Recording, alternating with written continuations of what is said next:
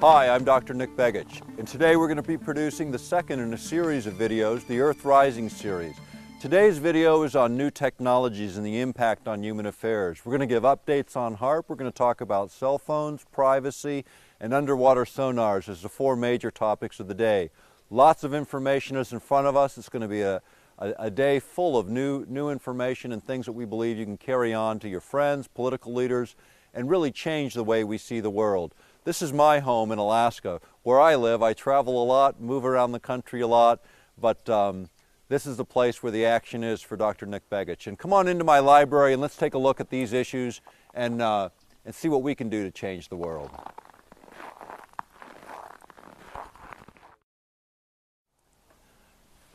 Hello, today's topic is technologies in the 21st century, and we're going to discuss this as, again, part of the Earth Rising series. This is a series of videos that we're producing really to get the information out on a number of issues. This is the second video in this series. We're going to cover a number of weapons technologies, advances in these weapons technologies. We're going to cover privacy areas and a number of other areas during the course of the presentation today. In addition, on this DVD are a number of documents and materials that will be useful for those that are more interested in following up on some of the materials that we cover today. Today's topics are largely based on two books, Earth Rising, The Revolution, and Earth Rising 2, both of which contain over 1,000 sources that are referenced, and they act as reference books for those that are very interested in the topics and really want to chase down the details. But first, let me give you a little bit of background on who I am. I'm Dr. Nick Begich. I'm an author and lecturer. I have a doctorate in traditional and complementary medicines. I was born and raised and spent most of my life here in Alaska. I also work as the executive director for the Lay Institute on Technologies based in Dallas, Texas. Its main mission is to educate the public on the impacts and repercussions of technology so that we can be prepared in this century. You know, when we talk about the place where we're filming this today, Alaska, we're far removed from the mainstream, and yet the world is so interconnected now. Even from a far-off place of Alaska, we can do this kind of research and report on information that is extremely interesting to people around the world. I work with 200 radio and TV producers around the world, so many have probably seen or heard me on some of these issues. Today we'll cover them in depth. We'll cover them one by one and break them down in simple terms so that we can then engage perhaps the political process in making sure that technologies serve us rather than enslave us.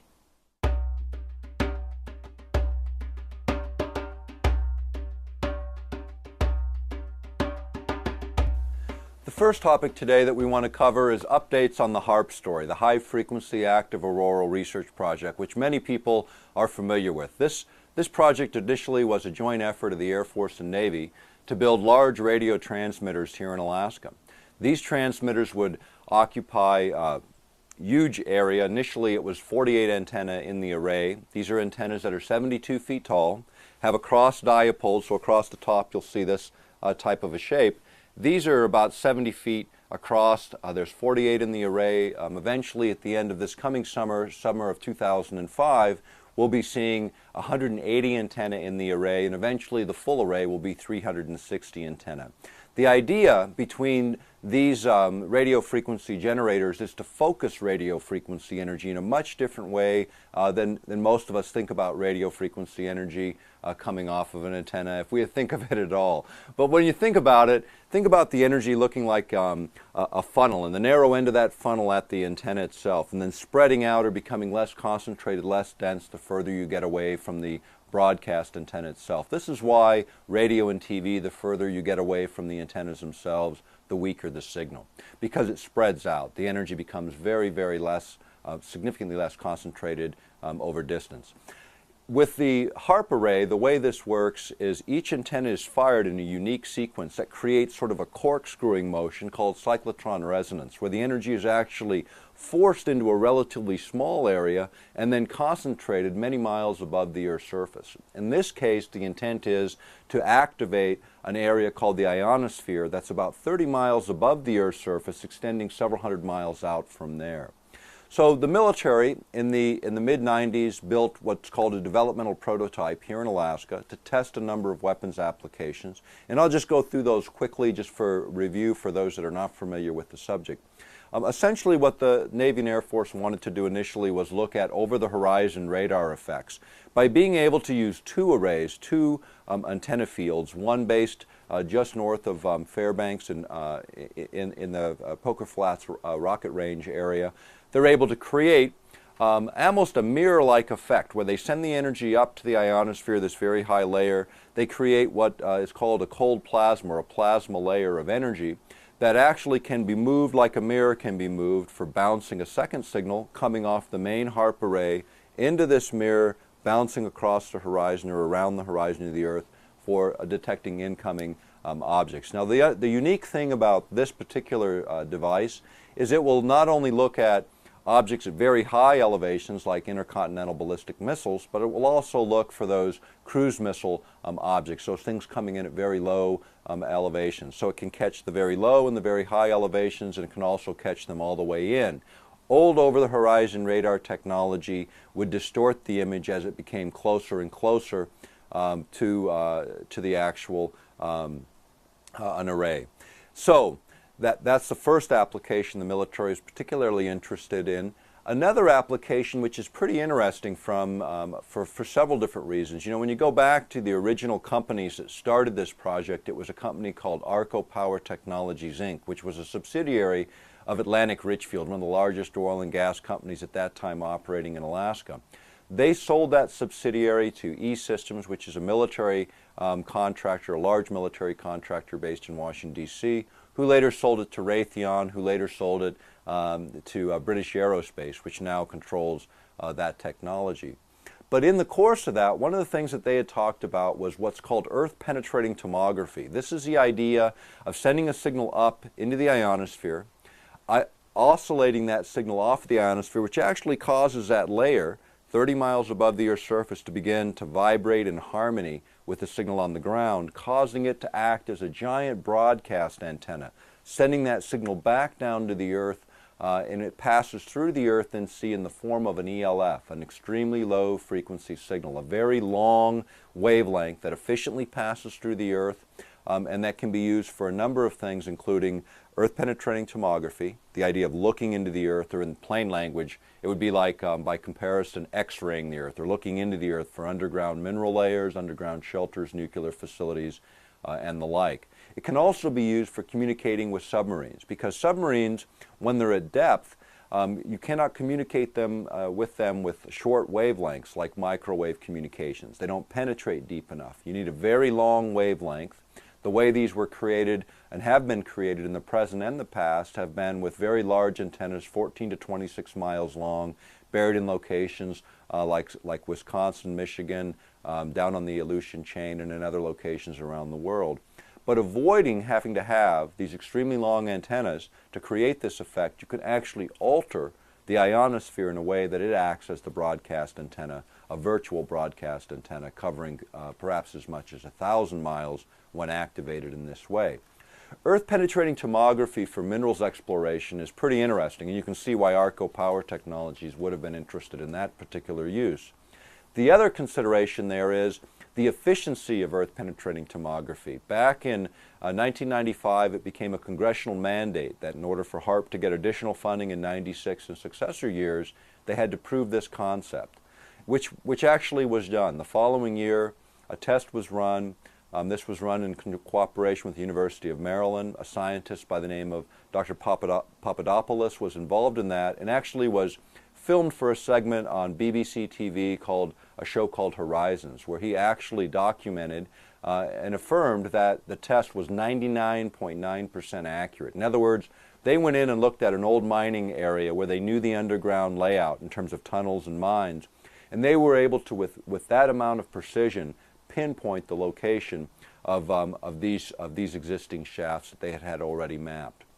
This was also brought up November 27th, 2001, right after 9/11, to be used in Afghanistan for locating underground facilities there. That type of technology, HAARP specifically, was cited in that MSNBC report.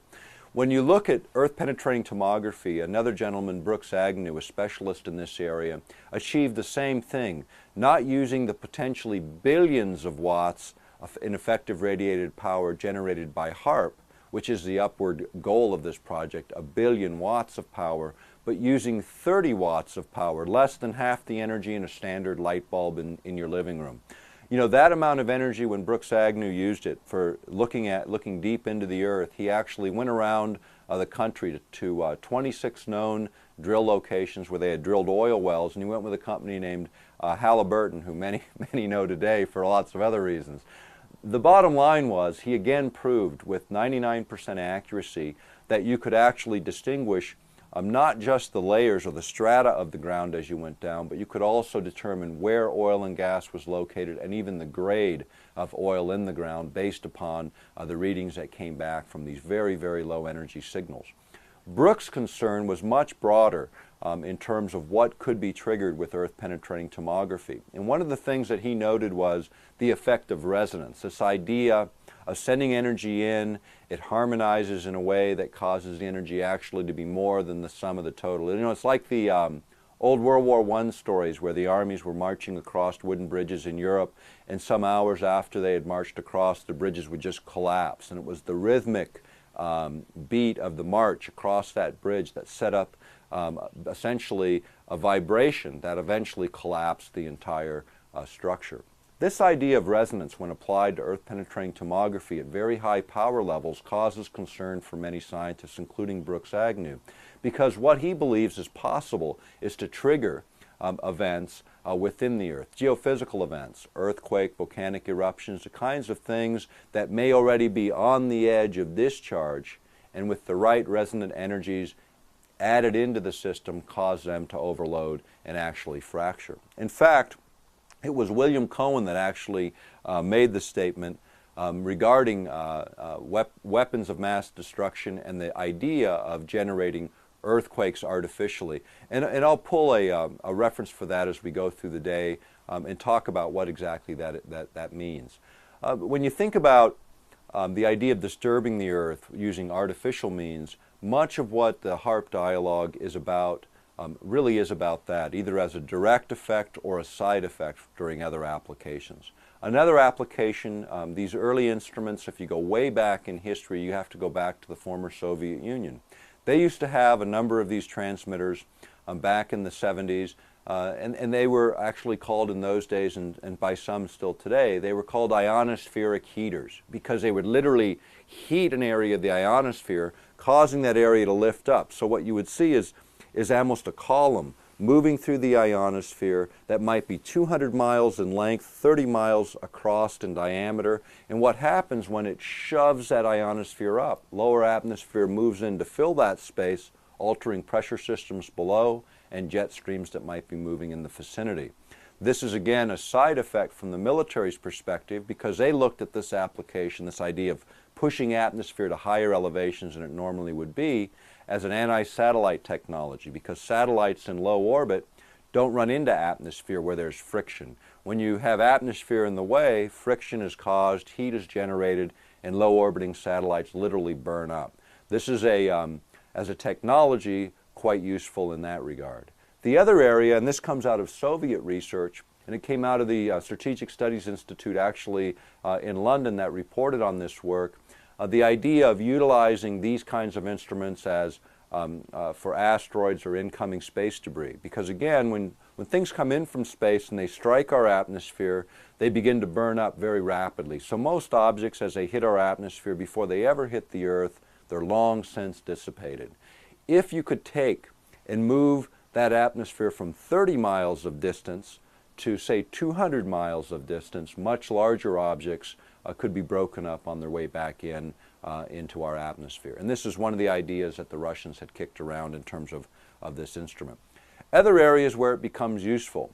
By being able to stimulate the ionosphere is responsible for the quality and character of much of our wireless communications around the planet. When the ionosphere is disturbed by natural processes such as solar activity on the sun, that causes havoc with all kinds of communications, not just wireless communications, but also can interfere with power grids and transmission systems, phone lines, and the like, just because of the way the energy interacts with long antennas on the ground, or what are perceived as antennas in terms of how the energy interacts with power grids and telephone distribution lines.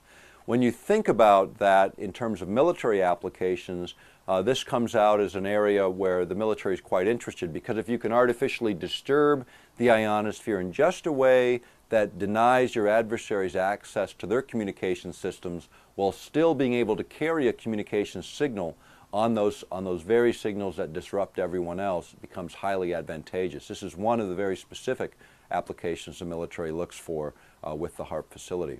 HAARP is a versatile instrument. It has the ability to look not just over the horizon in terms of radar, but if you look at some of the other applications that have shown up in the patent record, they can also be used in combination with gamma ray detectors mounted on satellites. When that energy surrounds an incoming object like an ICBM, it actually creates a signal, a signature around that object. And by analyzing that signature with gamma ray detectors, you can determine which of those incoming objects actually carry nuclear payloads and which ones are decoys. Extremely important when you look at how weapon systems, in terms of this type of weapon system, is thought of. When we think of nuclear attack in the United States, we think of 100,000 objects coming at us with perhaps only a few hundred carrying real threats, nuclear payloads. The idea is you overwhelm your adversary, all these objects come in, and a few manage to get through because you can only take out so many of those targets. If you can distinguish, and this has been one of the big flaws pointed out by scientists with the existing missile defense system, if you can distinguish which ones are decoys and which ones are actual threats, you narrow the number of targets, number one, and you have a much higher likelihood of taking out the real threats before they hit our major cities. You know, missile defense in Alaska, when we started with the HAARP project in 94, 95, started reporting on this project, we said it would eventually lead to the abandonment of the ABM Treaty. In fact, in 1998, we were presenting in the European Parliament on HAARP and non-lethal weapons, and we made that statement that within a year, the ABM Treaty would be unilaterally abandoned by the United States. Speaking to the Security and Disarmament Committee of the European Parliament, it was the only point in an hour and a half of testimony that they strongly disagreed with.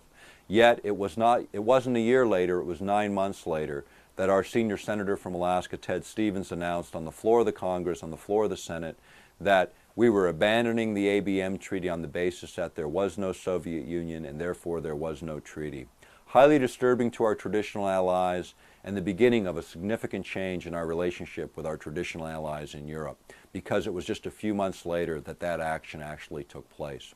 As a consequence, within the most significant security and disarmament resolution passed by the European Parliament in a decade, they actually included 4 sections specifically on HAARP and 1 section on non-lethal weapons.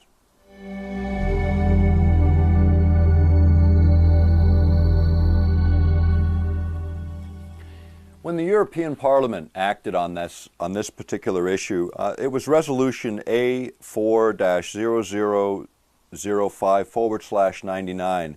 And I want to read just a couple of points. The points on HAARP were pretty clear. I mean, they had actually asked for an independent review, independent investigation, verifying what HAARP could and couldn't do. What that ended up being was more than that. They actually did a study, the European Parliament. You can find it on their website, but they did a study which they looked at everything from toaster ovens all the way to systems like large systems like HAARP, to look at the whole effect of electromagnetic radiation, because that was really the issue that we brought to the European Parliament. It was much more than HAARP. The other issue, and this is very important as we go through the day, and I want to emphasize this, and it covers a lot of the topic we covered in the first video in this series. Under Section 27 of the resolution, it says, and I quote, calls for an international convention introducing a global ban on all developments and deployments of weapons which might enable any form of manipulation of human beings, unquote. Why this is extremely important goes back to, again, some of these concepts on manipulating human behavior with electromagnetic fields that we have talked about at length in a separate presentation. But let me talk about that just a little bit. And I'll review a little bit just to get everyone up to speed on this issue, because this is probably the most controversial issue in all of the work. When you think about it, when you go back to the work of J.F. Gordon MacDonald when he was at UCLA, and he was also a science advisor to President Lyndon Johnson. What he determined back in 1969 was that if we could ever figure out how to electronically stroke the ionosphere in just the right manner, that we could return a signal that would pass through the earth and sea but would affect 70 or 80% of the population on the ground in terms of moving their behavior. What had been discovered in the early 60s at Yale University, at UCLA, and other institutions was the idea that you could literally affect brain activity by external oscillating fields of very, very low energy. In fact, it was Delgado at Yale who discovered that radio frequency energy, the stuff of HAARP, at 1/50th of what the Earth produces was sufficient to affect the emotional states of human beings. This is taking people from highly lethargic to highly active, from one extreme to the other, like flipping on and off a light switch, just applying an external field in exactly the right frequency range to strike what's called a window frequency where action could be achieved. In other words, it was by analogy similar to a radio. When you dial through the radio dial and you get resonance between the transmitter and the receiver, you get a nice clear signal. The same is true in the human body, whether you're trying to affect the brain or an individual cell or body organ. And this research has been done and is documented in our work by the military, by the Air Force, and by academic institutions doing work for the Air Force to determine exactly how to do this. So the concern was, could you affect, with something like HAARP, a population? And the issue boils down to simply this: if you're in the right frequency range, yes, indeed, you can. In fact, it was confirmed on a program aired February 7th, 1999, called Undercurrents. It was actually aired on CBC TV, which is Canadians Public Broadcasting. And it was a gentleman by the name of Persinger from Laurentian University who suggested that you could embed such a signal, even on a radio broadcast, into an area, creating a highly agitated population. These kinds of concepts are not just being kicked around in academic circles, they're being looked at as viable ways to take control of the battle environment. In fact, the latest material coming out of the Air Force is starting to address some of these very concepts. I also want to go back to a point that I missed. I was mentioning the work of in terms of HAARP and earth-penetrating tomography as being able to trigger geophysical events. And I want to read just a quick quote. This is taken from William Cohen when he was Secretary of Defense under Bill Clinton, when Bill was president. And this is April 28, 1997. It's from the University of Georgia, and it's a conference on weapons of mass destruction and international terrorism, where Cohen and Senators Lugar and Nunn were present to make a presentation. And shortly after, in a DoD, Department of Defense news briefing, this is what Cohen said, and I quote, "Others are engaging even in an eco-type of terrorism whereby they can alter climate, set off earthquakes and volcanoes remotely through the use of electromagnetic waves," unquote. Now, what was he talking about when he raised that issue? Think about this. He's suggesting that terrorist states, unsophisticated terrorist states, would have the technology and science capable of triggering those kinds of events. If you go back to the 1970s, the United States and over 60 other countries, in 1977, we ratified a treaty where we agreed not to use geophysical manipulation as a weapon of war. This is because as early as 1977, the technology had evolved to where it scared the heck out of every sophisticated government, from the Soviet Union, China, the United States, and 60 others, where we agreed to this treaty even before we agreed to some of the chemical and biological weapons treaty bans, as well as some of the nuclear disarmament treaties that we've seen in recent decades. The fact is, geophysical manipulation is based on relatively simple principles, off-the-shelf technology that, when combined with evil intent, can create huge, huge problems. That's what William Cohen was talking about. Let's jump ahead a little bit and talk again about sort of where does all this technology go with HAARP. And I want to just kind of sum it in this fashion: is these systems are not just in Alaska. The developmental prototype is here. They're being built through the EasyCat system in Europe. A number of transmitters are being built in Canada, being reported on by Rosalie Bertel, who is a physicist and an MD, and also was the first and lead physician in the Bhopal incident in India for the World Health Organization. Very, very well-versed scientists following this issue in Canada. She also appeared with me and testified in the European Parliament back in 1998 when we first reached these issues. I want to go back too for a moment to that resolution in the European Parliament and that last section that dealt with the idea of creating energy fields that would manipulate human beings. What did we do in the European Parliament that convinced them that this was a significant issue and ought to be addressed? I can tell you firstly, I come from a political family. My dad was a state senator and a United States congressman. I know what it is to bring an issue into the public and what it takes to do that. When you look at political issues, these kinds of issues, the level of evidence necessary to get a politician to put it on their plate and stand the public scrutiny of it requires a great deal. In this case, we delivered over 3 feet of documents, unclassified documents, to the European Parliament over the course of 4 or 5 trips over.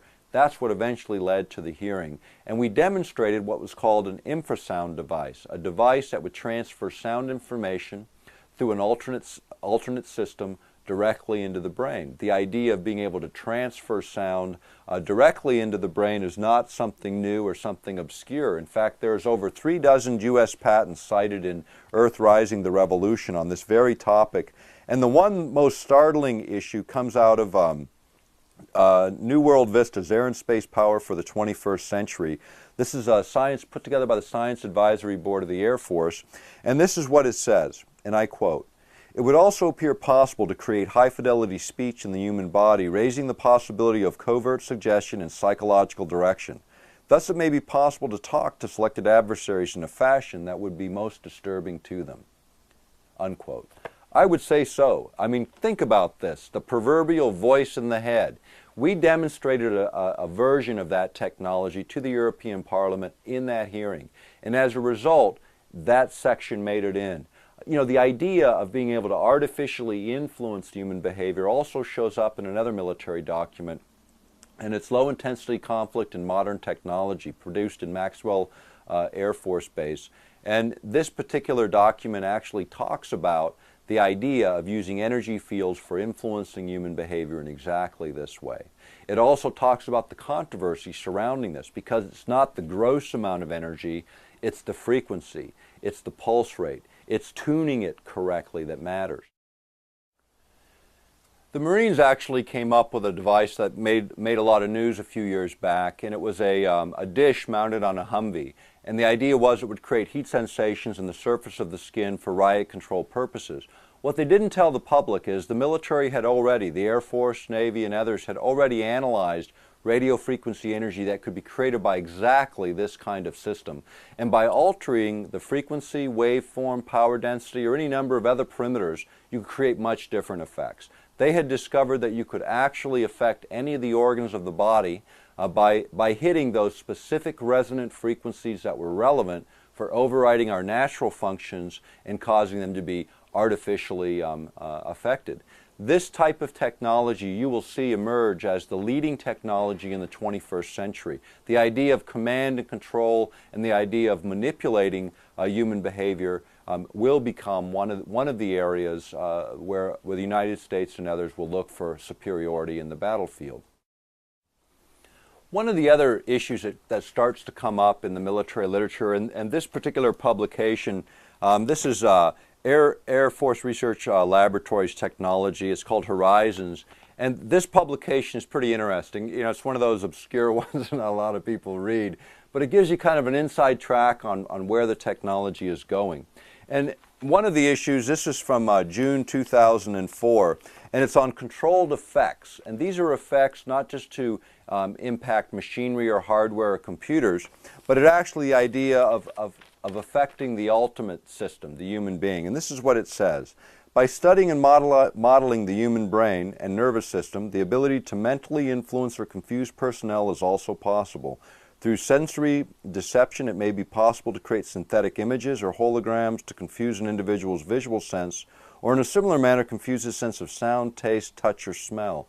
In other words, to create artificial illusions that are so real you cannot distinguish them from reality.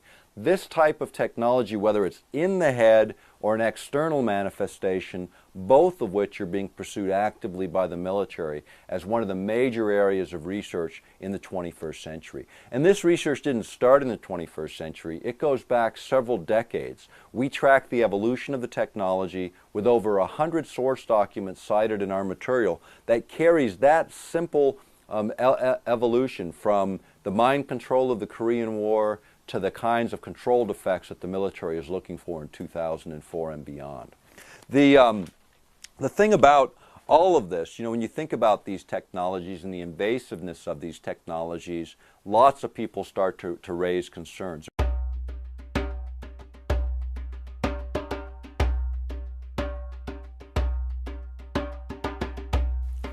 One of the other really important areas, probably one of the most important areas, is the issue of privacy in a technological age. Things have changed dramatically since I was a kid. Growing up in Alaska, things were pretty primitive in the late 50s and early 60s here. Today we have the most modern communications technology, some of the newest communications technology, and at the same time our technology offers great challenges, great opportunities, but at the same time it offers some things that we do need to be very concerned about. Data collection, or dataveillance as the Europeans call it these days, is the idea of analyzing information to profile individuals. And how does this work? And who is responsible for all of this? And how did all of this evolve? We got to go back to World War II, actually. And right after World War II, the United States, Great Britain, New Zealand, Australia, and Canada entered into an arrangement that became what is now known as Echelon. What this arrangement was within the United States, we couldn't just survey our whole population, and end up engaging in surveillance over everyone. Back in those days, the way it was worked out is we set up arrangements where the Canadians and the British would look at our communications, we'd look at their communications, and we all exchanged the data. In other words, instead of us violating the civil liberties of our own citizens, we'd violate the civil liberties of somebody else's citizens and then just pass the information on. This became Echelon, and if you look it up on the web or anywhere else, you'll see New York Times articles, Washington Post articles, lots of exposés about this particular project, because what it evolved into from the early days of signal intelligence, analyzing communications, to full surveillance. What it amounts to is all of communications that's electronically based, whether it's telephone, telegraph, fax machines, internet, are all monitored. And what they utilize are supercomputers run by the NSA and others that are capable of sorting tremendous volumes of data. When you look at the NSA, one of the really excellent exposés, Body of Secrets by James Bamford, actually talks about the capability. You know that on a square inch of medium, on storage medium, you can now store as much as 1 million pages of data with the most sophisticated systems. 1 million pages for a few pennies can be stored on any individual. But here's where it goes, that becomes pretty interesting. This is where it's headed in terms of data collection, and this will make a lot more sense as we go through this section. And I quote, "We have made a big step by showing the possibility of integrating quantum gates and using solid-state devices. It takes 1 trillion years to factorize a 200-digit number with present supercomputers, but it would take only 1 hour or less with a quantum computer." In other words, moving from sorting data that takes 1 trillion years with today's technology to 1 hour to sort the same amount of information. That's the key to surveillance technologies in the 21st century. This book was written 4 years ago. We're already approaching advances that will leap to that level within our lifetime, within the next couple of years. What will that entail? What will that mean? Think about the data that's collected on individuals. That's now being collected in what are called data warehouses, where the information is collected for analysis. Under the new rules of this country in terms of homeland security, that data is going to be sifted and sorted by government officials from who knows how many different branches of the government to profile individuals. What does it include? Every public record. Think about your passport, your driver's license, your land records, all of those things that are public or that the government actually already controls. Take that and then look at what about your credit card transactions or your financial transactions that are all stored on digital medium. Look at your telecommunications, your internet traffic. All of those things that leave a trail that can be tracked will be tracked because it's cheap. If you can store a lot of data, and that's been the biggest issue, is getting enough information, storing enough information cheaply enough to matter, to where larger and larger segments of the population can be looked at instead of very few and narrow targets. So what is done is each of 300 participating agencies within the 5 governments under echelon contribute to what are called dictionaries. Now dictionaries, when we think about them, we think about words. They're words, they're phrases, also voice prints. You know, your voice is as unique as your thumbprint. 5 to 20 seconds of a voice can be picked out of the ether of communications. You know, all those millions of communications, you can pick that out with a supercomputer and actually isolate where a person is, where they're making a call from, where they're communicating from by just analyzing voice. So what happens, the supercomputers sort out the data, looking for those key phrases, terrorists, bomb, you know, looking at voice prints or other information that's useful for them to isolate individuals. And then they look at that data as computers, analyzing it down to the point where they say, these are the real threats, these are the real problems. And with those, then technicians are alerted that then analyze the data and start looking at that individual more closely.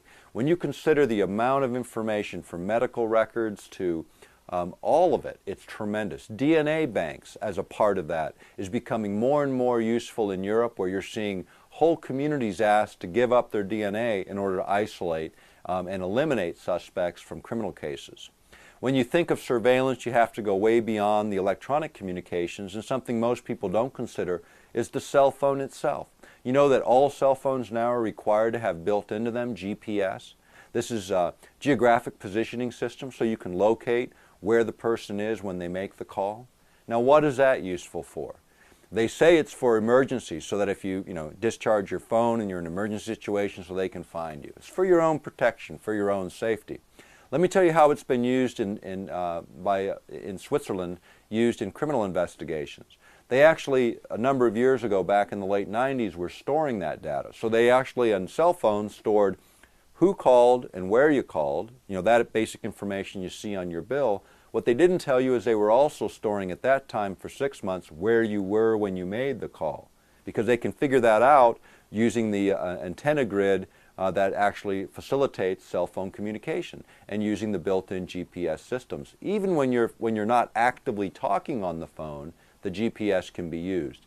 Now, with cheaper and cheaper storage capability, you can keep that data longer periods of time. So when you eventually catch up with a criminal, you can then go backwards and track virtually all of their movements through their electronic interactions.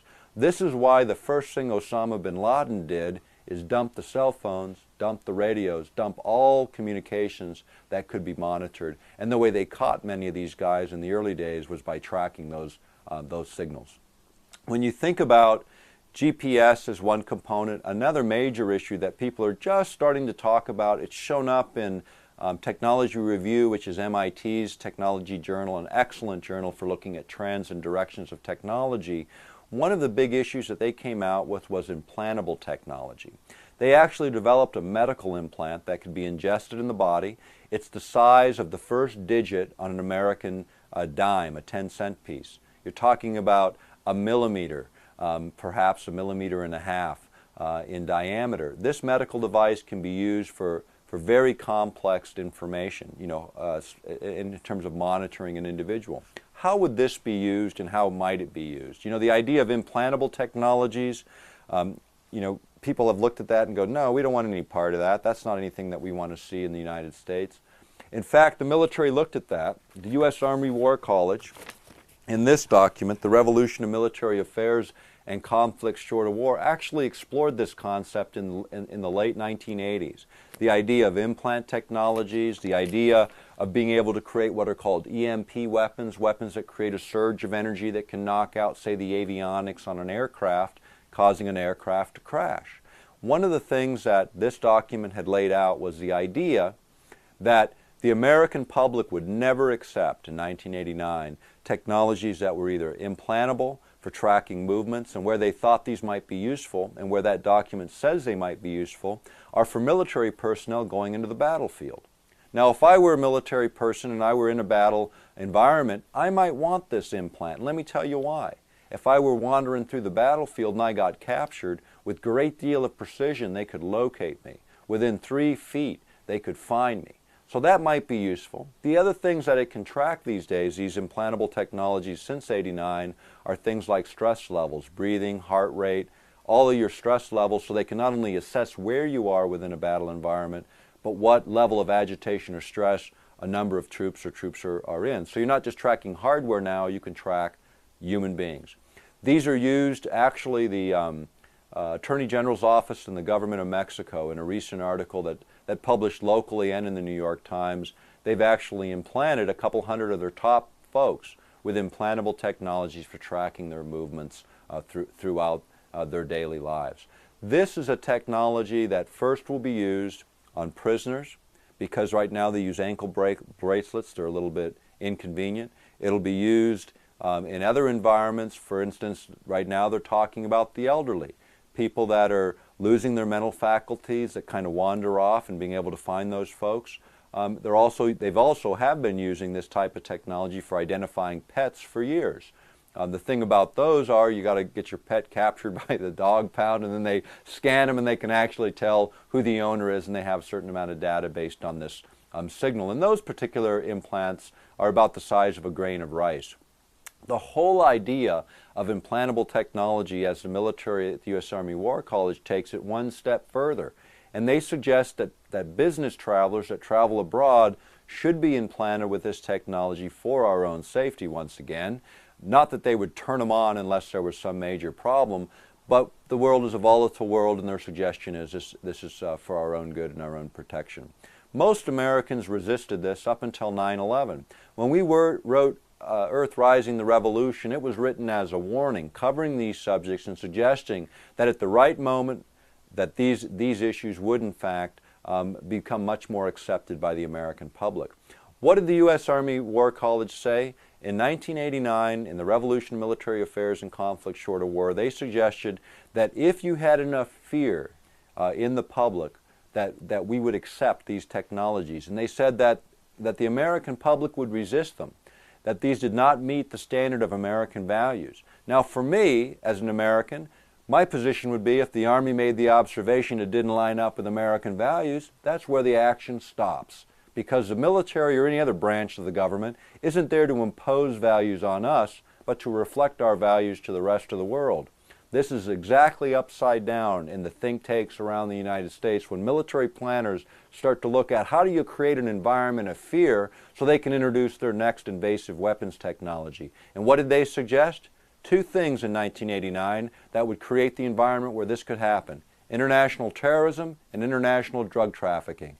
And if you look at the history since 1989, at the number of press reports on those 2 subjects and the amount of fear that's elevated in the country, if you look at the public service announcement that now tie these 2 themes together by the government, continuing to build on that fear as we break down our barriers and start accepting technologies that we would have never stood for before. Think about this. International terrorism in the United States, if you count all domestic and foreign within the United States affecting Americans, in the last 15 years you might have affected 5,000 deaths. A lot of people died in that instance. But let's put it in perspective. According to Harvard University, the American medical system has killed in that same 15 years 1.5 million Americans by medical malpractice in the United States. How often do you see news coverage on that subject unless they're trying to cut the risk and liability of medical practitioners? You never hear about 1.5 million Americans, but you sure hear a lot about 5,000. Don't want to say anything against those 5,000, but let's remember, in perspective, what are we giving up? What are we fighting these wars over? We're fighting these wars over basic constitutional and American values. But if we lay those values aside as we get into these conflicts, what are we fighting for? Are we fighting for the economic interest of multinational corporations, or are we fighting for the American values that all of us share in common? When you think about sort of where does it go next, from data valence, what the European Parliament now calls technologies of political control. Think about that for a moment.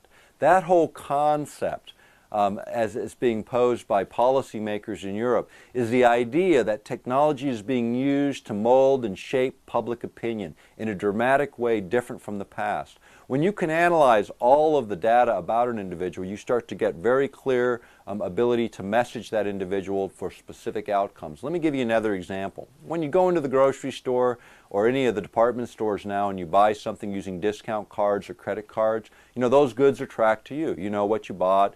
Things work pretty well. But think about where we're headed. According to MIT and most industry leaders that are looking at tracking inventories, one of the biggest things is RF, radio frequency tags. These are tags that go into devices. Some of them are large strips that fit in. Others are very, very small. They're getting them down to the size of almost a grain of sand. I mean, where they're so small, they can literally be embedded in the labels of your clothing. So what happens is you go through the line, you buy your stuff, you either put it on a card or a check or something that ties to you individually. Very few people use cash these days. And there's another issue on the cash, and we'll talk about that in a minute. But when you go through the line, you check out, you buy your goods, every time that you put that shirt on and you walk back through those towers into that store, those radio frequency towers, they know that you arrived. Now let's suppose your shirt was stolen and you arrive at that store. Now you're wearing stolen merchandise that they can absolutely identify to you. Kind of interesting, but here's what happens. You wander around the store picking up merchandise. They know it's you because you're the guy that's tagged to that particular piece of merchandise. They look at what you're interested in. They look at the effect of their displays. They look at the kinds of things you buy so that advertising can be uniquely tailored for you. Now, there's two kinds of advertising. There's advertising that's manipulative, using information in a specific way to generate a specific outcome. And there's advertising that's persuasive, giving you all the information so you can make an informed decision, what you hope your politicians do before an election time. Think about the information available to individuals where you can be profiled, your political persuasion, because remember, your voter registration is a public record. You can look at your buying patterns, look at your interest areas, tailoring messages specifically to you so you only get the information that you agree with, not the information you disagree with. That's where it's headed. When you look at sort of where identification systems are headed, you know the 2005, the year we're in now, your passports, when you renew them, will have an embedded chip carrying biometric information. Biometric information is like a thumbprint or an iris scan or a voice print, something that is uniquely you. Eventually, you're going to see this expand to not just the standard biometrics, but something like DNA, something that is considered flawless in identification purposes. High-speed DNA identification is coming. When you look at where biometrics is already being used, Schiphol Airport in Amsterdam. If you're a frequent traveler, you can get an iris scan, and that way they can identify you immediately, and you can do a much more rapid transit through the airport, already being instituted in many places.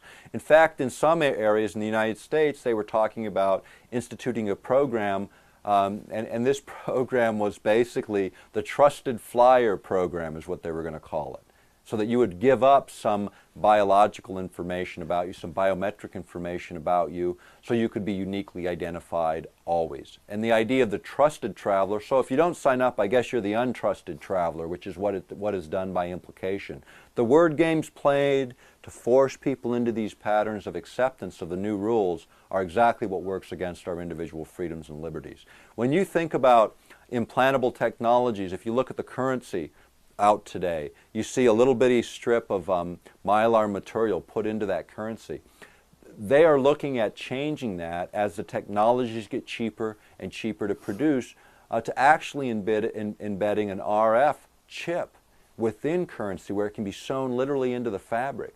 So now when you take the money that you've accepted is uniquely tracked to you. Every time you transit your money, the cash can be followed. Now, why are they doing this? It's to get rid of the problems associated with cash transactions from drug trafficking, arms dealers, you know, all the things where big bales of money roll around the planet. But at the same time, the money in your pocket as you walk through those towers can be uniquely identified. Think about the thief with the technology to know which guy to hit over the head that's walking down the street when they can clearly ID who's carrying the cash and who isn't. These are things that are coming now. They're not out there in the far future. Many of these things are already being instituted and implemented, and this is why we need to be concerned. Think about this. If all of your traffic, all of your movements are tracked, people say, well, if you don't have anything to hide, what are you worried about? That's kind of what Adolf Hitler's guys said as they kicked in doorways all through Europe. The fact of the matter is, who determines what is private and what is public? In the United States, we establish strong privacy provisions. In Alaska, we have some of the strongest state constitutional privacy provisions of any state. The reality is, our country is founded on basic principles that today are being undermined by the very technologies that we depend on. Privacy in the 21st century is even more important for us to focus on, not just as a policy question for government officials, because they are the abusers. They are utilizing the information to manipulate the public for political outcomes. Whether it's liberals or conservatives, the idea of using technology to further political ends is something that's not just being expressed by me, but was expressed by Zbigniew Brzezinski in this book, Between Two Ages. When he wrote this in 1973, this is a few years before he became National Security Advisor to President Jimmy Carter, he said that technology in the 21st century would totally change the profile of people and privacy. In fact, if you look at this book, it was written over 25 years ago. When you read it, it's like a history, not a forecast, because it just doesn't deal with technology areas. It deals with the socioeconomic changes throughout Asia, Eastern Europe, Africa, the United States, and the Americas. And the changes that took place that were predicted have all come true. Zbigniew Brzezinski knew the answers, could make the forecast based on his knowledge, and that forecast became reality in the 21st century. When you look at privacy in terms of where it goes, implantable technologies, what is the biggest crime in America? And people will say burglary or they'll say traffic violations. The biggest crime in America right now is identity theft. Identity theft is the biggest crime and also the least prosecuted crime in America. So many victims and yet so little result. But there's this fear. Are they going to get my numbers? Are they going to get my card? Are they going to get my information? Are they going to be able to manipulate it? So what do? They come up with new kinds of cards. You know, they've got the smart cards now with embedded chips. The military was one of the first to use them in their civilian and military personnel as a way to get in and out of bases, storing lots of information. In the case of military, all their medical records can be stuck on a card, stuck on a chip. But as these things get smaller and smaller and information density gets bigger and bigger, it becomes easier to use this as primary identification. Everything can be copied, but the idea of implantable technologies is really the direction in which we will eventually go, because it's the only way that you can assure an identity associated with an individual. Cards can be taken, things can be falsified, technology is pretty universally distributed these days. Again, this is the direction that we see first militaries, heads of state. There was a story of, one of the South American presidents had lost his wallet. And what did he do? He called the NSA to find out exactly where he was all during the day because he had an implantable chip. Most heads of state do, because if they get kidnapped, you want to be able to find them immediately. And this is something that is used by very few today, but you're seeing more and more movements in this direction.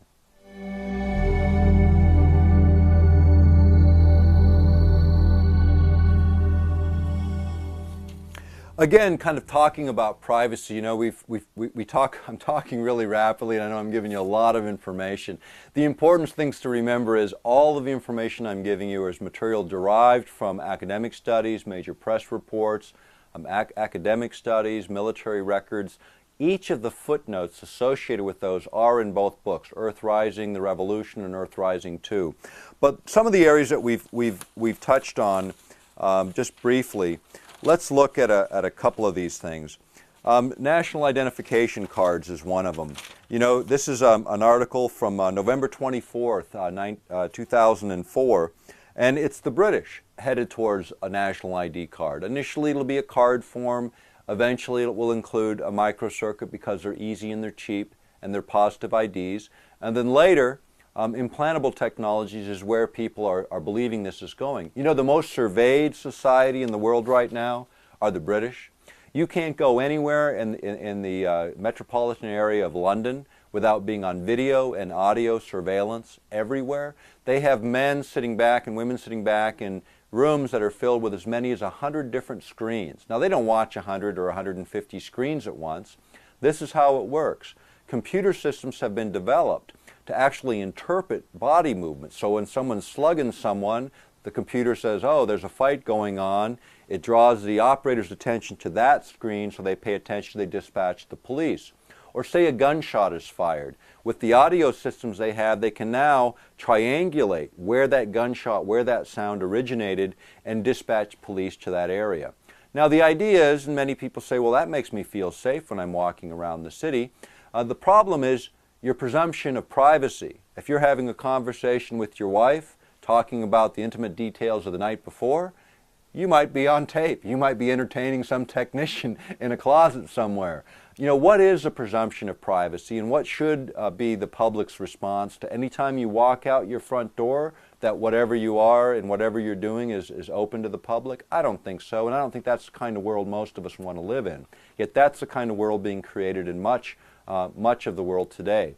When you think about cameras, the cameras that are being developed now for this kind of surveillance are getting smaller and smaller. The prediction is that they will have a high resolution cameras that are 1/10 of an inch cubed. Super small cameras, very cheap to produce, which will allow you to survey complete regions, cities, eventually countries. The idea of being able to monitor all activity visually and with auditory information is where it's headed. When you think about the story I talked about, Osama bin Laden dumping the cell phones. This is what happened to his buddy that didn't. You know, the fact is GPS systems catch people. In this case, the cell phone transmissions nailed one of the guys, and that was from June 19th, 2004. If you think about microchip implants, again, a very controversial issue, not just spoken on in the military's document, the U.S. Army War College, but this is an article from 7/19/2004, and this is the article that talks about the Mexican government actually putting 200 of these chips in their top folks in their Attorney General's office with the intention to eventually include the entire bureaucracy to track their movements. You know, Mexico's government isn't known for its perfection, it's known for its corruption, and this is perhaps one way to keep track of it, but many of us see this as the wrong signal to the rest of the world as being an acceptable method for tracking individuals. This violates every sense of privacy that you can imagine. And as the technologies get more sophisticated, you'll be able to embed even more within them, tracking even more information about individuals. And then, of course, we've got Homeland Security. And this is, again, when we talk about databases, this one appeared November 17th, 2002, creating the mother of all databases. This is that information the government wants to keep track of on all of us so they can figure out who fits certain political profiles. The real issue is, do you trust your government with your information? And the answer is probably not. When you think about FDA approvals and the idea of microchips, you know, because it's going under the skin, requires an FDA approval. This is from October 14th, 2004. The VeriChip has been approved for medical applications and implanting into human beings. So we are already there, folks. Nobody even screamed or jumped up and down. And yet, 4 or 5 years before 9/11, when this very same company announced this information, and we reported on it in 1999 in the book Earth Rising, nobody would stand for it. Today, people are welcoming this change. This is a significant change in the way Americans view safety and security. The challenge is finding the balance between safety and security and national security. And this is what I would say. If we don't build our system on the foundation of those basic American values, then we're not fighting for those values anymore. We've abandoned them. When you think about where we go overseas, the military suggested that, hey, if we go overseas and we do these things, that maybe we knock down an aircraft and we make the mistake and it wasn't terrorists, it was a plane load of tourists. we knock it out of the sky. We essentially act as jury, judge, and executioner. And the suggestion in the U.S. Army War College's document was, hey, if it's outside the United States, the Constitution doesn't apply. I'm sorry. When our American servicemen and women swear an allegiance to that Constitution, it travels with them. The expectation of most Americans is that the very freedoms that we believe other countries should have, other people should have, are expressed in that Constitution, are carried with our men and women around the world. The idea of abandoning it at our doorstep abandons the very principles on which this country was founded. And what has happened with the sharing of that intelligence? In Peru a few years ago, exactly what we predicted did happen. They knocked down a plane load of religious missionaries as opposed to terrorists. Because we provided the intelligence to the Peruvian Air Force, they shot that plane right out of the sky and killed everyone on it. This is the new American values in the 21st century, and values most of us stand against, and it's time for a change, time for us to get engaged, be informed, and pass the information on to those that make policy. You know, even National Geographic has dealt with the issue of privacy. In the November 2003 issue, they covered the Echelon program. They cover what's going on in Europe. They covered Schiphol Airport. In fact, this is a great image of an iris scan for Schiphol Airport for actually expediting your way through the airport. The idea of a transparent society is really a lot of what it's about. This image, again from National Geographic, shows an individual. This gentleman won a U.S. Supreme Court decision as an illegal search and seizure when heat sensors picked up a marijuana growing operation in his house, was used as evidence and was subsequently thrown out by the U.S. Supreme Court. Because literally the drive-by of your house and a transparent society would allow them to literally look in your bedroom. Is that the kind of government you want, where they can cruise through your neighborhoods, looking at differences in heat that could be as little as a ½ degree difference in temperature? In other words, distinguishing the actual human beings and what they're doing within their households. This was determined to be totally out of line.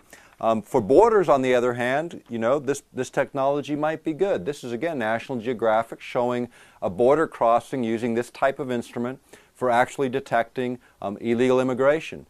A good use for this type of technology, protecting our borders in a rational way, not going through our neighborhoods looking in our bedrooms. If you think about the border crossings, you know, when you're coming through customs, you know, as a private citizen, as an American citizen, you know, you come through customs and you're subject to search, which we all understand. You know, this is a world where we have to accept a certain amount of invasiveness within our privacy, but there are limits. You know, one of the newest devices to expedite you through customs being tested in a number of points of entry today is an X-ray machine for the human body, actually looking through the human body. Now, if you think about the old X-ray machines of the days past, you know, they showed really only the metal, you know, and you think about an X-ray showing just your skeletal material. Take a look at the back side next time you go to the airport when they're scanning your luggage and look at the image that they get. It's a three-dimensional image that distinguishes the density between metals and plastics, and you can actually get full color on the newest scanner. So you really get a clear visual image all the way through each layer within the baggage. This same kind of imaging will be used on human beings. So you can see every single feature of your body, as well as everything underneath your clothing. And now a lot of us don't think parading naked in front of people is the ideal way to come back to the United States from an overseas trip. Yet this is exactly the kind of technology that's being introduced in our airports around the world. Some would say, well, you know, again, what do you have to hide? It's just the whole change in the way we look at each other, the dehumanizing of human beings, the stripping away of our dignity, of each bit of self-respect by making us just another cog in the wheel of life. That is not what human beings are. Within free societies, there's always a certain measured risk, and I think those risks have a lot to do with how we're perceived as a country. You know, as countries go, it's not very often people penetrate our borders with nonsense, and it's not because we have closed borders. It's because we have open borders, an open society where freedom matters and fear doesn't reign.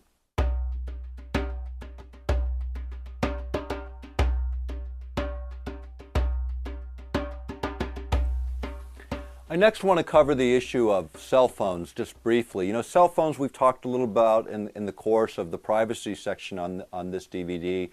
The idea of cell phones being used in terms of GPS tracking, but let's talk about cell phones generally. You know, this is the first device where we've taken a transmitting device and actually placed it next to our head. And you know, there's been a lot of controversy about this over the years. Going back into the 90s, there was a huge controversy resulting from a lawsuit in Florida because someone had asserted that it had created tumors and that these tumors led eventually to an individual's death. And a lawsuit was filed.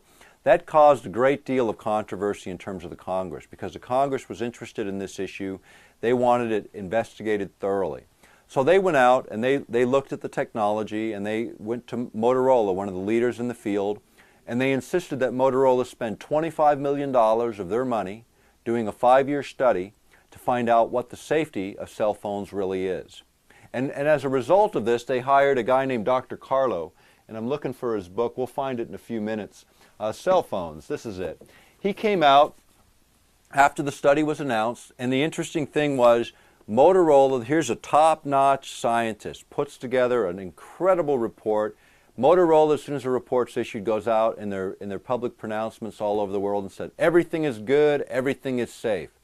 George Carlo, the guy they hired, he was totally incensed. It was not the case at all. In fact, there were significant risks that he had pointed out in his printed report that they totally ignored. He published this book as a result to counter what the industry had done. And here was the interesting part. The industry thought they bought and paid for this guy, one of my heroes, George Carlo, because $25 million didn't convince him the industry was right. The scientific evidence convinced him the industry was wrong. In fact, in particularly with children, one of his findings was that young children exposed to cell phones had even greater problems. And let me explain the mechanism by which that occurs.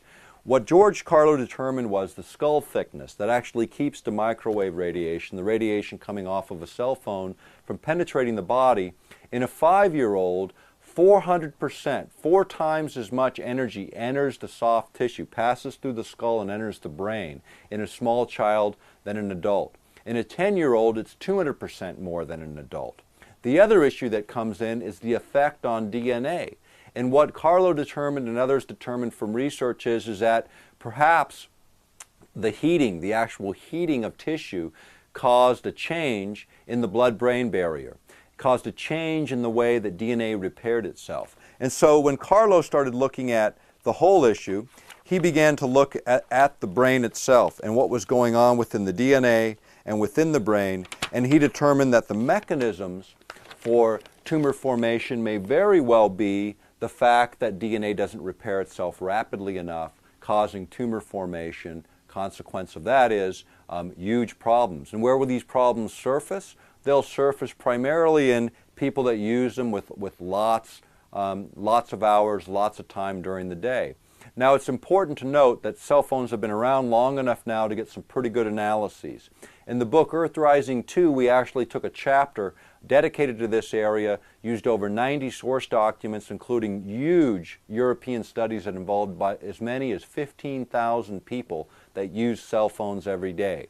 What they determined that 50% of the people using a cell phone over an hour a day experience things like lightheadedness, fatigue, disorientation, lack of sex drive, interruption with sleep patterns, heating behind the ear, express those kinds of symptoms. With less use and less time, they were reported less frequently, but what was determined that over long periods of time, people manifest these problems, not just with cell phones, but also the portable phones that people wander around their house with. Now, the energy itself, what was interesting is, again, when Motorola came out with their big announcement, everything is safe, a couple of other scientists jumped into the fight. A gentleman from the University of Washington that had done 6 studies for the U.S. Navy back in the 1970s before cell phones ever existed. But they analyzed exactly that part of the spectrum to determine that it had an effect on DNA, particularly in evolving species before you're fully matured. That effect created deformation in chick embryos in 5 out of 6 studies, with the 6th study indicated to have been flawed. The point was that energy was analyzed. Another individual, Ross Addy, one of the leading scientists for military research around the world in terms of biological effects of energy itself, had also announced, because he found biological effects when doing work for Motorola and others, and as soon as he found biological effects, his funding was cut because they didn't want a biological effect, because that then falls under the frame of the FDA. This is one of those brewing events, because what also happened is an analysis of the amount of energy coming off of cell phones. You know, it varies from model to model. Within one brand name, you can have as much as 600% difference in the energy discharge from one model to another within the same brand. Actually, on our website, which is at the bottom of the screen, earthpulse.com, if you do a search on cell phones, it'll take you to an article, a lengthy article on the subject. It'll also take you to an identifier of a website that lists every cell phone made, so you can look at what your cell phone radiation discharge is compared to another.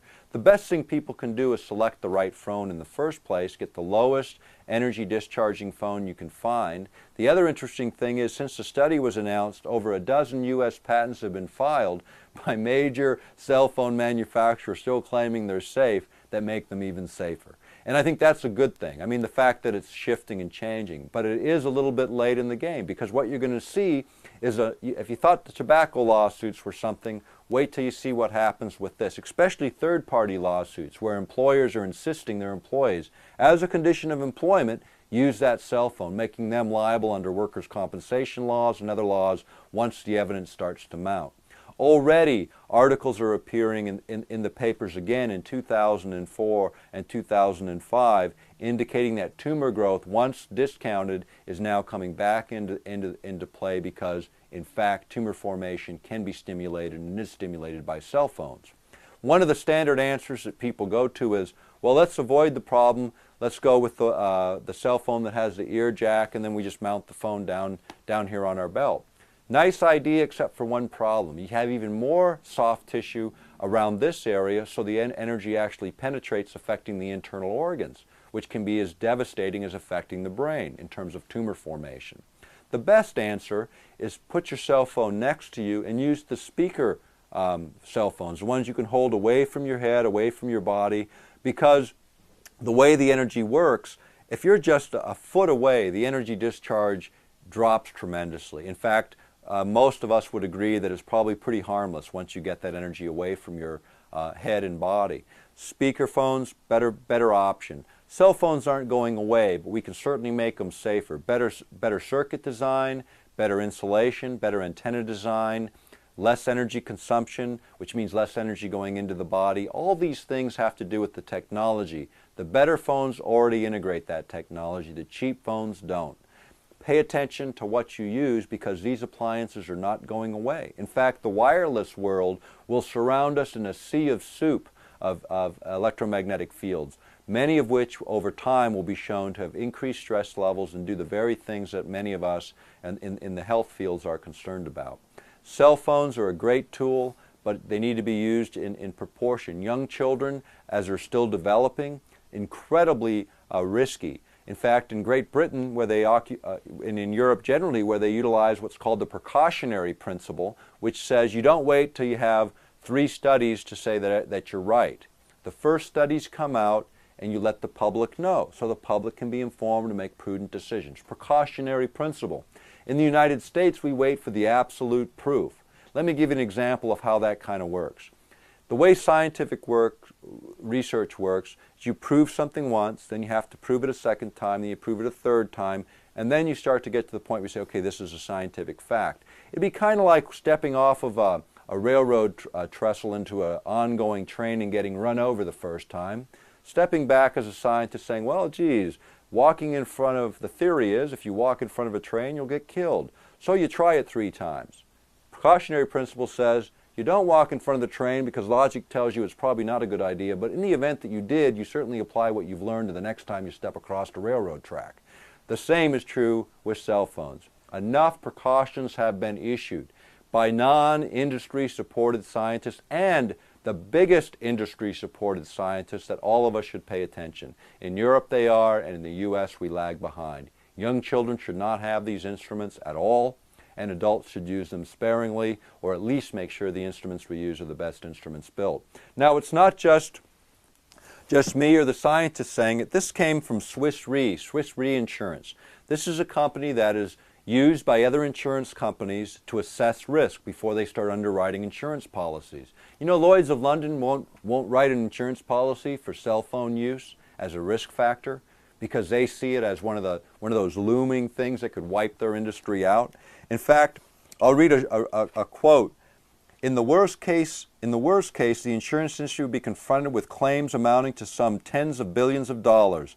The very existence of liability insurers is threatened, and this is no phantom risk.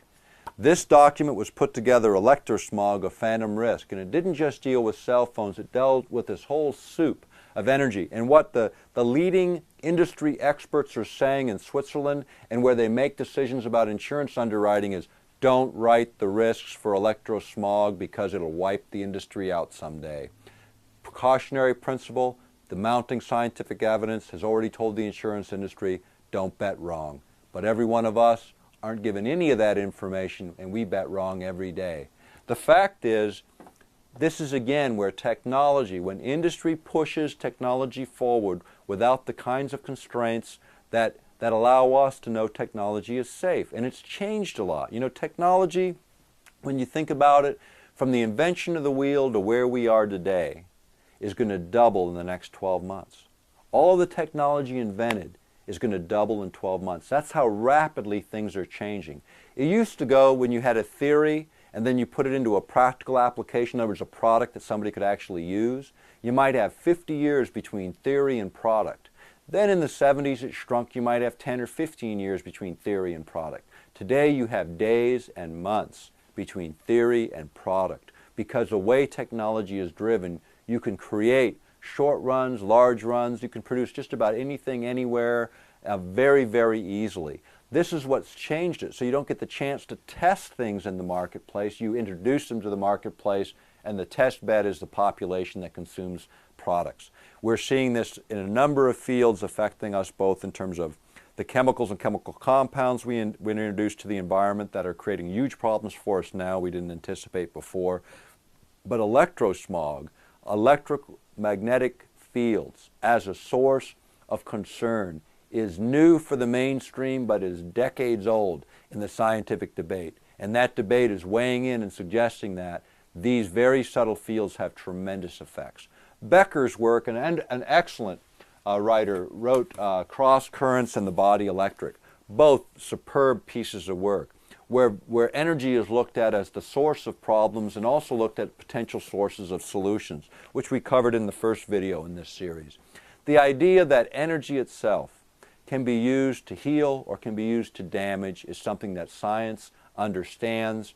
But in the world of economics, where so much is driven by economic interests, billion-dollar industries, in the case of the cell phone industry, a trillion-dollar industry, is more interested in the next version of their device than public safety at this point. And I think this is again where the scientific community and the regulatory community need to get back together to make sure that the public is protected and that technology serves our interests and doesn't work against us.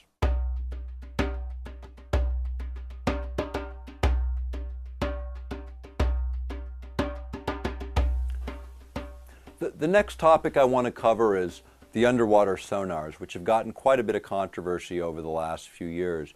And let's talk a little bit about sonar, and let's talk about a little bit about the effects and what's going on in the seas. You know, in the advent of silent submarines, these are submarines that travel so quietly that you can't hear them. You know, with sound transiting the oceans pretty readily, you can't hear those sounds with the old listening technologies we used to have.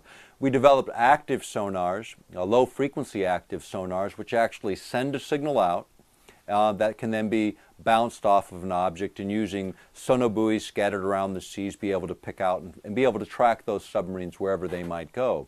The problem is these low-frequency sonars have been found to have some biological effects, and we'll talk about that as we move along with this part of the conversation. But the thing to remember in terms of the testing that's been done is the testing that has already been done in the last several years, that periodically you see reported in the papers, is already causing problems with beaching of marine mammals, particularly mixed species of whales. You know, mixed species beachings are extremely rare. In fact, most of them are tracked from, say, the 1800s to today. Most of them have occurred since the mid-1960s to today, with more and more beachings occurring in the more recent years. They're attributing this now to the underwater active sonars that actually create a sound signal. You know, marine mammals like whales hear based on low-frequency sounds that travel the oceans great distances. You know, low-frequency sound traveling in air, for instance, when it strikes the body. You know, you're hearing my voice as you're sitting in front of your video screen watching this. The sound strikes your body and 99.97% of that sound bounces off. Only 0.03% is absorbed into your tissue. In the seas, sound works much differently. When sound travels through the seas and strikes tissue, 100% of the energy is absorbed or transferred into that tissue. Not 0.03%, 100%. All the energy. It travels through the tissue until it hits gas pockets or air pockets, such as lungs, nasal passages in human beings or marine mammals, or even in some species of fish. If you've ever cleaned fish, you know in their gut you'll often get gas formation, the same kind of gas formation in almost all species of fish and many other species within the seas. Once it hits these gas pockets, the energy is released and it creates massive hemorrhaging, bleeding within the tissue.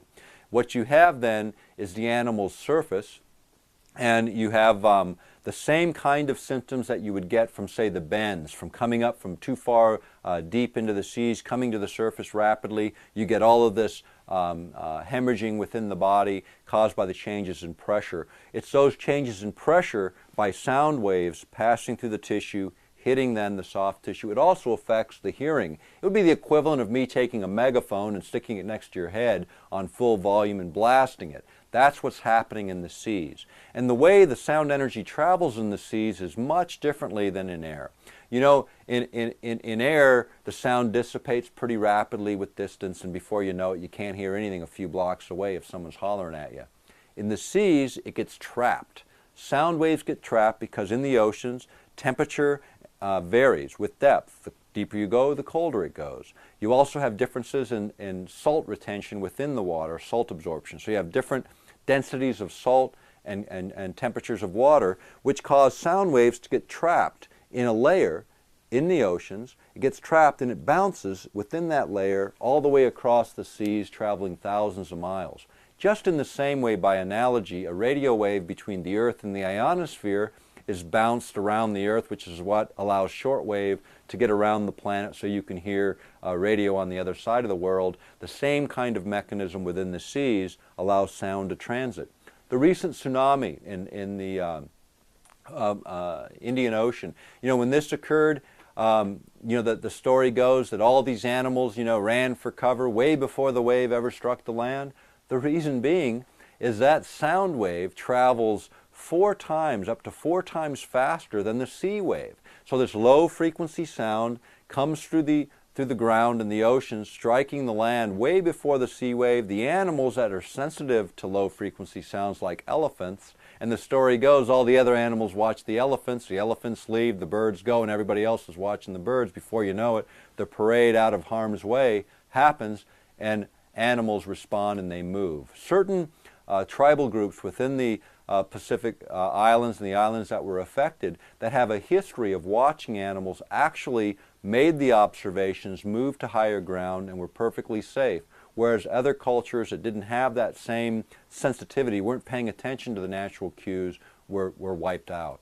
When you look at low frequency sounds and sound vibration as it relates to those kinds of events, you know, those of us who live in earthquake areas, here in Alaska, you get earthquakes fairly frequently. Oftentimes you'll hear the sound hit, you'll hear it coming like a freight train, and then a few seconds later the ground wave catches up with the sound wave and you feel it. In that case, it's a high enough frequency of a sound wave for us to hear, yet associated with almost all earthquakes is this infrasound, this low frequency sound that otherwise humans cannot perceive. The idea of sound traveling then, the way animals communicate, the way they locate food, you know, they send a signal out. I mean, we try to copy nature. That's what man does. The better we copy nature, the more efficient our systems become. In the case of underwater sonars, we're copying what nature has done for eons. And here we are playing catch-up, but introducing to the seas a system that's only been tested at 1/5,000th of the energy densities and volumes, if you will, that are eventually going to be deployed with this system. Now, I was asked a number of years ago to attend a conference in Bar Harbor, Maine at the University of the Atlantic, or College of the Atlantic, I forget which it was called, but right there in Bar Harbor, well-known institution. One of the commissioners from the Marine Mammal Commission in the United States had configured this meeting, and they brought in specialists from all over the United States, all over the world. The major environmental organizations and scientific community were represented to talk about this problem of underwater sonars. And it was right after a beaching in the Bahamas that many will remember. There were military exercises, there was a beaching that occurred, and on the beach where these whales, mixed species of whales, came on was a zoologist from Harvard University that was able to immediately take the bodies of the dead animals back to Harvard and take a look at what was the cause of death, and he was able to determine it was this massive hemorrhaging. Eventually, the Navy a suit was filed. The suit was won. The Navy acknowledged that it was their sonars, but it wasn't the low-frequency sonars. It was the mid-range sonars that are widely deployed already in the world's oceans. These sonars have been considered responsible for beachings in the Mediterranean, in the Bahamas, and in other locations in the world. The lawsuit went forward. The lawsuit was eventually settled, but here was the settlement. They would only use the system in wartime. Does anybody know what time it is according to this administration? We're in wartime. The other place that they would use it is in Southeast Asia because of the threats present there in terms of needing this underwater sonar. The problem is you cannot isolate it in one place. This very type of sonar was considered back in the 1950s when we were really looking at the technology, and it was discounted by our Cold War adversaries as well as our allies because it was understood then that if we developed these types of sonars, they would jeopardize life in the seas.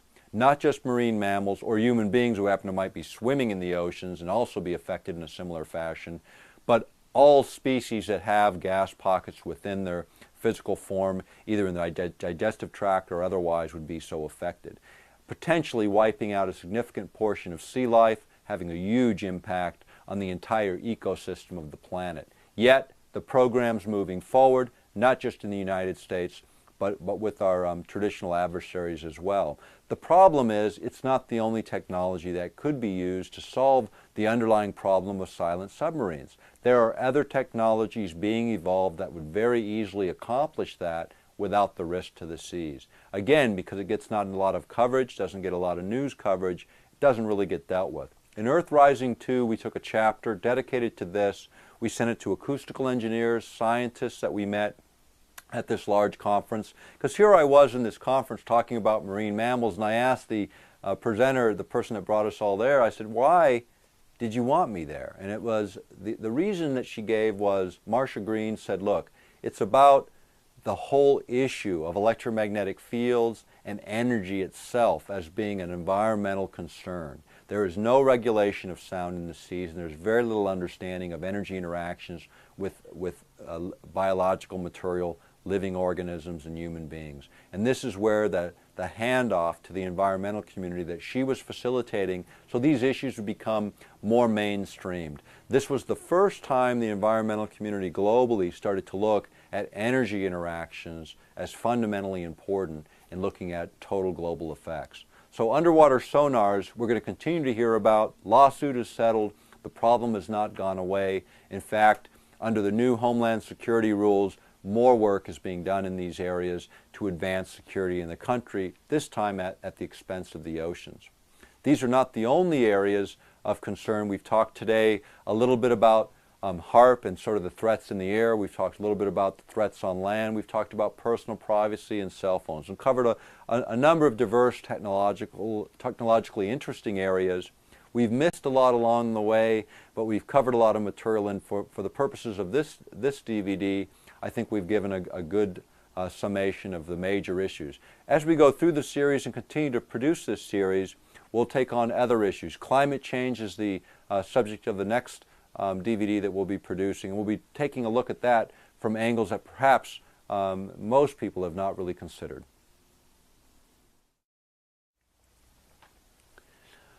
Well, I appreciate everyone spending the time with me today and taking a look at these very important issues. I want to talk a little bit about what can be done next, and I want to talk a little bit about Earth Pulse. Earth Pulse was set up to take these kinds of issues, bring them to the public, and get people involved, get the debate engaged so that we could push on policy issues and make changes, make sure that our technology serves us.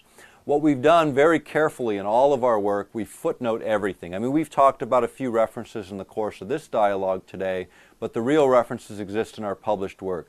Take a look at earthpulse.com, take a look at Earth Rising, The Revolution and Earth Rising 2.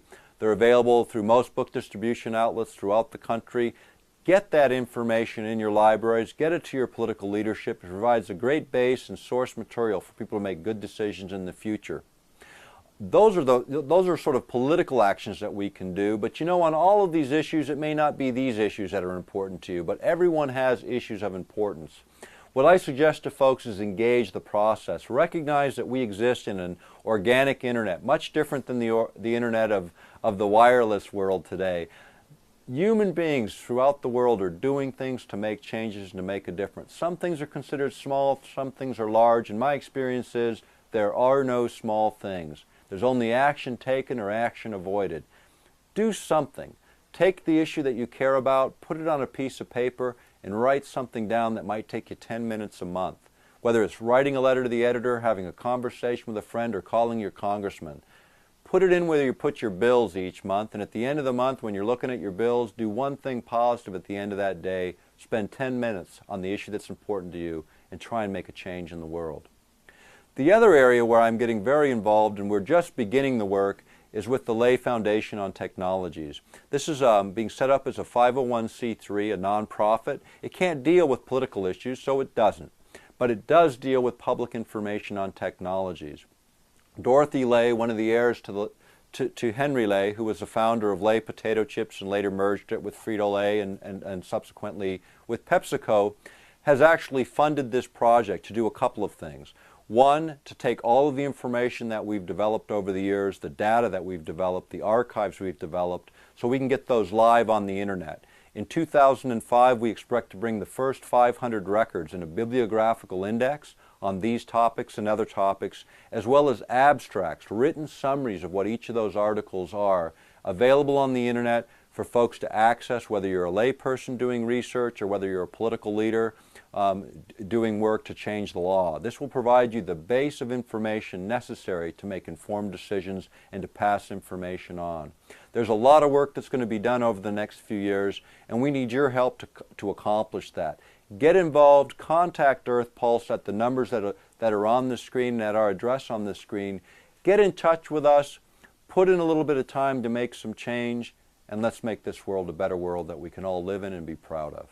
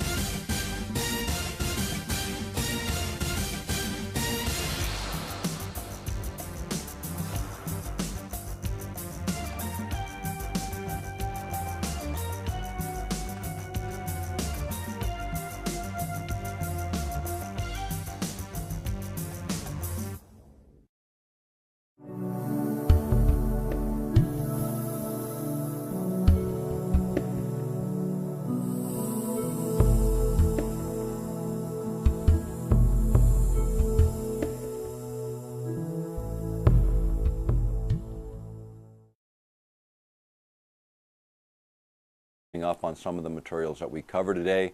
Today's topics are largely based on two books, Earth Rising: The Revolution and Earth Rising II, both of which contain over 1,000 sources that are referenced, and they act as reference books for those that are very interested in the topics and really want to chase down the details.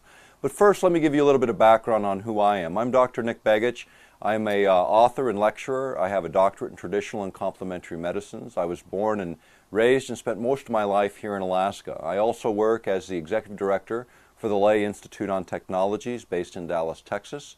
Its main mission is to educate the public on the impacts and repercussions of technology so that we can be prepared in this century. You know, when we talk about the place where we're filming this today, Alaska, we're far removed from the mainstream, and yet the world is so interconnected now. Even from a far-off place of Alaska, we can do this kind of research and report on information that is extremely interesting to people around the world. I work with 200 radio and TV producers around the world, so many have probably seen or heard me on some of these issues. Today we'll cover them in depth. We'll cover them one by one and break them down in simple terms so that we can then engage perhaps the political process in making sure that technologies serve us rather than enslave us.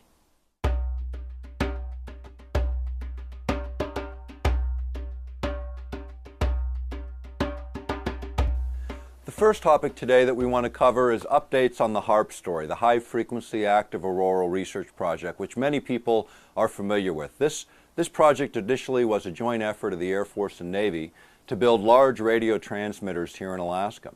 These transmitters would occupy a huge area. Initially it was 48 antennae in the array. These are antennas that are 72 feet tall, have a cross dipole, so across the top you'll see this type of a shape.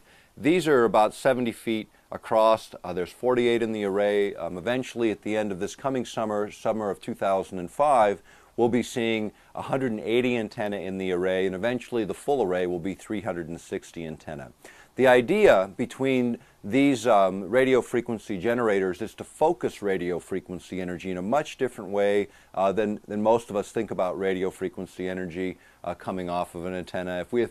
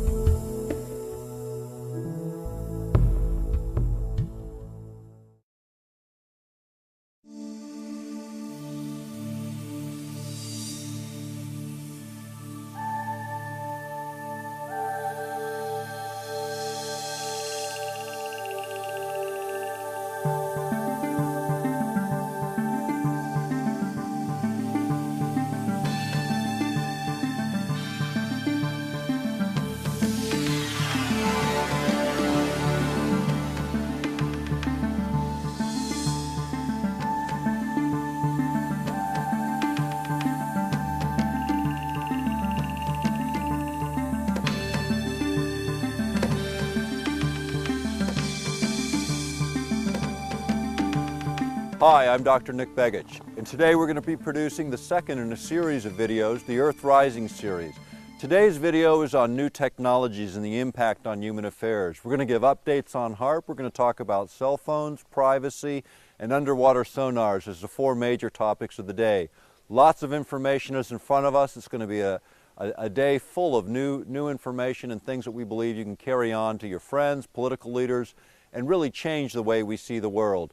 This is my home in Alaska. Where I live, I travel a lot, move around the country a lot, but this is the place where the action is for Dr. Nick Begich. And come on into my library and let's take a look at these issues and see what we can do to change the world.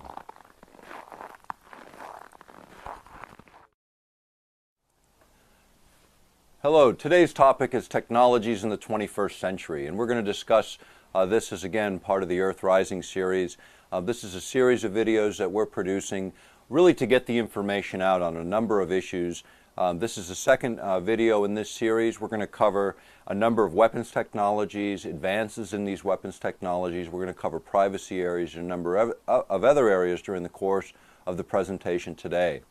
In addition, on this DVD are a number of documents and materials that will be useful for those that are more interested in following. A test was run This was run in cooperation with the University of Maryland. A scientist by the name of Dr. Papadopoulos was involved in that and actually was filmed for a segment on BBC TV called a show called Horizons, where he actually documented and affirmed that the test was 99.9% accurate. In other words, they went in and looked at an old mining area where they knew the underground layout in terms of tunnels and mines, and they were able to, with that amount of precision, pinpoint the location of these existing shafts that they had already mapped. This was also brought up November 27th, 2001, right after 9/11, to be used in Afghanistan for locating underground facilities there. That type of technology, HAARP specifically, was cited in that MSNBC report. When you look at earth-penetrating tomography, another gentleman, Brooks Agnew, a specialist in this area, achieved the same thing, not using the potentially billions of watts of ineffective radiated power generated by HAARP, which is the upward goal of this project, 1 billion watts of power, but using 30 watts of power, less than half the energy in a standard light bulb in your living room. You know, that amount of energy, when Brooks Agnew used it for looking deep into the earth, he actually went around the country to 26 known drill locations where they had drilled oil wells, and he went with a company named Halliburton, who many know today for lots of other reasons. The bottom line was he again proved with 99% accuracy that you could actually distinguish not just the layers or the strata of the ground as you went down, but you could also determine where oil and gas was located and even the grade of oil in the ground based upon the readings that came back from these very, very low energy signals. Brooks' concern was much broader in terms of what could be triggered with earth-penetrating tomography. And one of the things that he noted was the effect of resonance, this idea of sending energy in, it harmonizes in a way that causes the energy actually to be more than the sum of the total. You know, it's like the old World War I stories where the armies were marching across wooden bridges in Europe, and some hours after they had marched across, the bridges would just collapse. And it was the rhythmic beat of the march across that bridge that set up essentially a vibration. Companies that started this project, it was a company called Arco Power Technologies, Inc., which was a subsidiary of Atlantic Richfield, one of the largest oil and gas companies at that time operating in Alaska. They sold that subsidiary to E-Systems, which is a military contractor, a large military contractor based in Washington, D.C., who later sold it to Raytheon, who later sold it to British Aerospace, which now controls that technology. But in the course of that, one of the things that they had talked about was what's called earth-penetrating tomography. This is the idea of sending a signal up into the ionosphere, oscillating that signal off the ionosphere, which actually causes that layer 30 miles above the Earth's surface to begin to vibrate in harmony with the signal on the ground, causing it to act as a giant broadcast antenna, sending that signal back down to the Earth, and it passes through the Earth and sea in the form of an ELF, an extremely low frequency signal, a very long wavelength that efficiently passes through the Earth, and that can be used for a number of things, including earth-penetrating tomography, the idea of looking into the Earth, or in plain language, it would be like, by comparison, X-raying the Earth, or looking into the Earth for underground mineral layers, underground shelters, nuclear facilities, and the like. It can also be used for communicating with submarines, because submarines, when they're at depth, you cannot communicate with them with short wavelengths like microwave communications. They don't penetrate deep enough. You need a very long wavelength. The way these were created and have been created in the present and the past have been with very large antennas, 14 to 26 miles long, buried in locations like Wisconsin, Michigan, down on the Aleutian chain, and in other locations around the world. But avoiding having to have these extremely long antennas to create this effect, you can actually alter the ionosphere in a way that it acts as the broadcast antenna, a virtual broadcast antenna covering perhaps as much as 1,000 miles when activated in this way. Earth-penetrating tomography for minerals exploration is pretty interesting, and you can see why Arco Power Technologies would have been interested in that particular use. The other consideration there is the efficiency of earth-penetrating tomography. Back in 1995, it became a congressional mandate that in order for HAARP to get additional funding in '96 and successor years, they had to prove this concept, which actually was done. The following year, think of it at all. But when you think about it, think about the energy looking like a funnel, and the narrow end of that funnel at the antenna itself, and then spreading out or becoming less concentrated, less dense the further you get away from the broadcast antenna itself. This is why radio and TV, the further you get away from the antennas themselves, the weaker the signal, because it spreads out. The energy becomes very, very less, significantly less concentrated over distance. With the HAARP array, the way this works is each antenna is fired in a unique sequence that creates sort of a corkscrewing motion called cyclotron resonance, where the energy is actually forced into a relatively small area and then concentrated many miles above the Earth's surface. In this case, the intent is to activate an area called the ionosphere that's about 30 miles above the Earth's surface, extending several hundred miles out from there. So the military in the mid-90s built what's called a developmental prototype here in Alaska to test a number of weapons applications. And I'll just go through those quickly just for review for those that are not familiar with the subject. Essentially what the Navy and Air Force wanted to do initially was look at over-the-horizon radar effects. By being able to use two arrays, two antenna fields, one based just north of Fairbanks in the Poker Flats rocket range area, they're able to create almost a mirror-like effect where they send the energy up to the ionosphere, this very high layer. They create what is called a cold plasma, or a plasma layer of energy that actually can be moved like a mirror can be moved for bouncing a second signal coming off the main HAARP array into this mirror, bouncing across the horizon or around the horizon of the Earth for detecting incoming objects. Now the unique thing about this particular device is it will not only look at objects at very high elevations like intercontinental ballistic missiles, but it will also look for those cruise missile objects, so things coming in at very low elevations. So it can catch the very low and the very high elevations, and it can also catch them all the way in. Old over-the-horizon radar technology would distort the image as it became closer and closer to the actual an array. So that's the first application the military is particularly interested in. Another application which is pretty interesting for several different reasons. You know, when you go back to the original